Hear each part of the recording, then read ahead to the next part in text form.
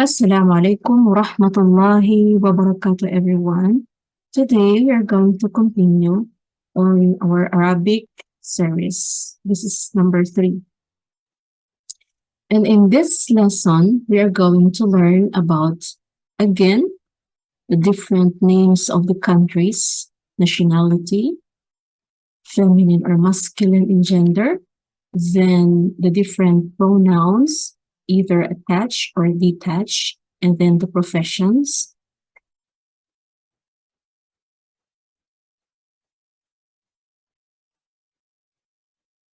Okay, the next slide here is the الحوار الثالث. If you remember the previous lesson that we had, this one is the revision. Just a quick revision.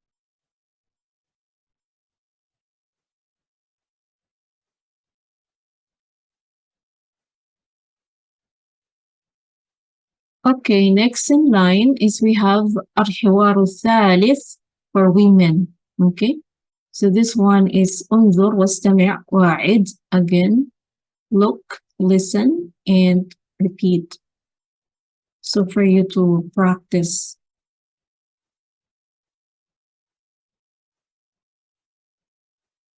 Okay, the next slide. In this table, we are going to learn the vocabulary of the masculine gender and then the feminine gender and how its usage, as you observed in our dialogue between a man and a dialogue between a woman.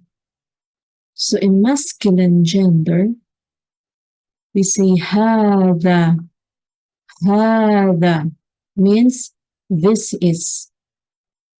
For feminine, we say هذه. هذه.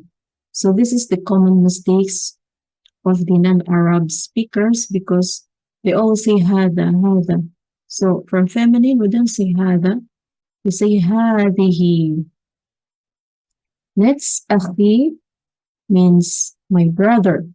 But when you say أخ, a brother, so any brother. But we say أخي, this means your brothers, especially for you. أختي means my sister.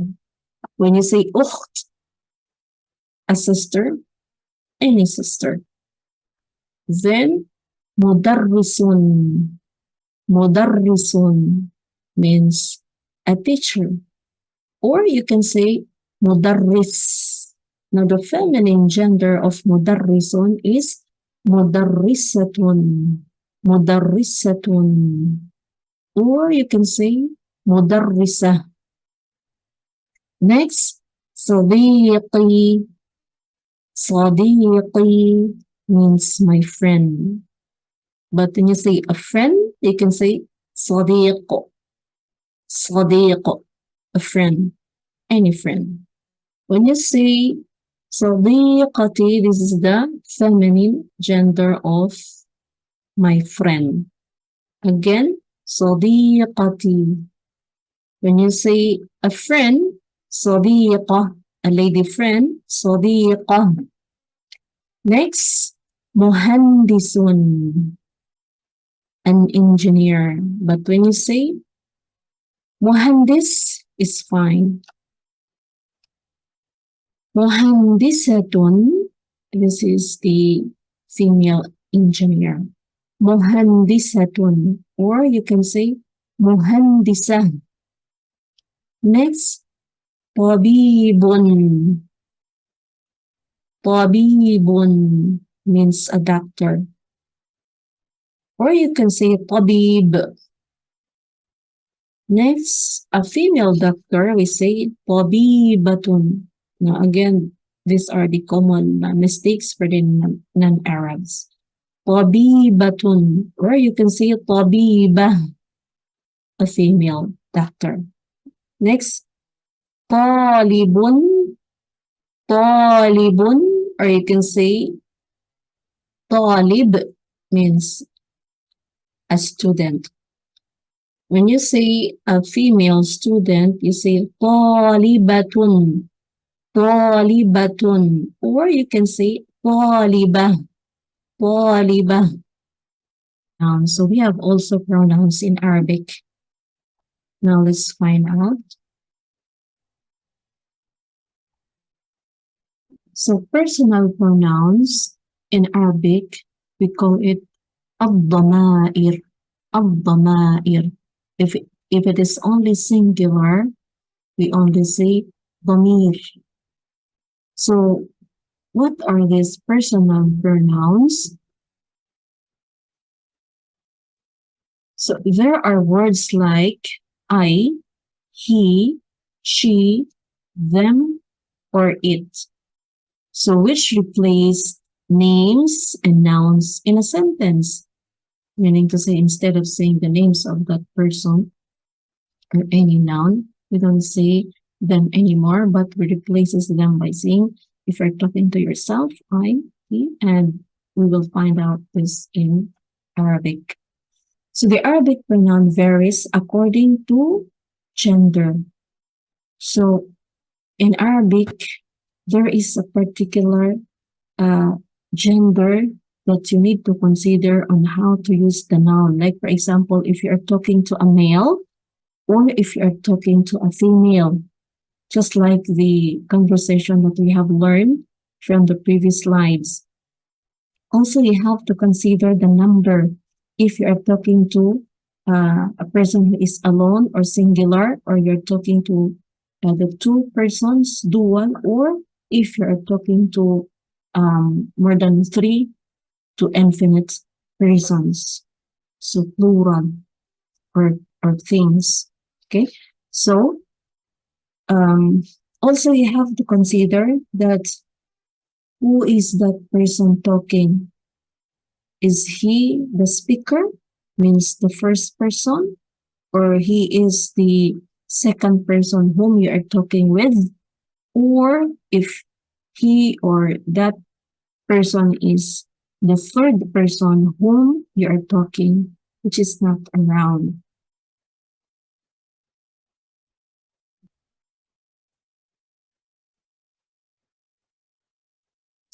The next is we have this two division of the الضمائر. So the first one is we have الضمائر المنفصلة. الضمائر المنفصلة. What does it mean? It means detached pronouns. Now here is the table of the different pronouns that we have to study. Now bear in mind that in Arabic, we start reading from right here to left, going there. Okay. So in this table, we have here singular. Singular means mufrad in Arabic. Mufrad. Then we have dual, means musanna. Musanna. Then we have plural, means jama'. Jama'. So these are the different usage of the detached pronouns in Arabic. So we also classify the different speakers. So first is the third person male. So meaning to say you are talking to a person who is not around. Okay? So when you say he in Arabic, you say huwa. Huwa. Okay? Then in a female form, you say hiya, means she, hiya. Okay? Next, if you are talking to a two male person, two of them, you don't say ithnin, you say huma, huma, they. Now for female, the same, you say huma, okay, huma. And if you are talking to more than three persons, you say hum if they are male, hum. But if they are female, you say hunna, hunna. Okay, not hum, but hunna.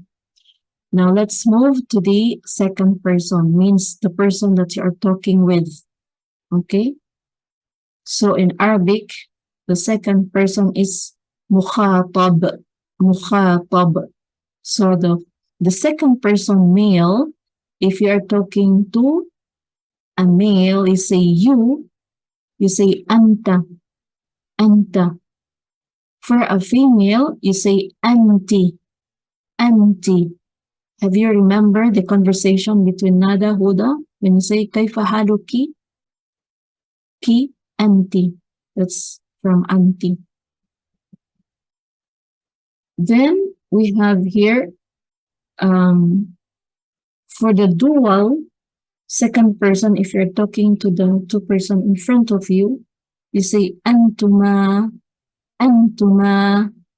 And if you are talking to a two female in front of you, okay, means you're talking to that person, two of them, you say also antuma, it's the same.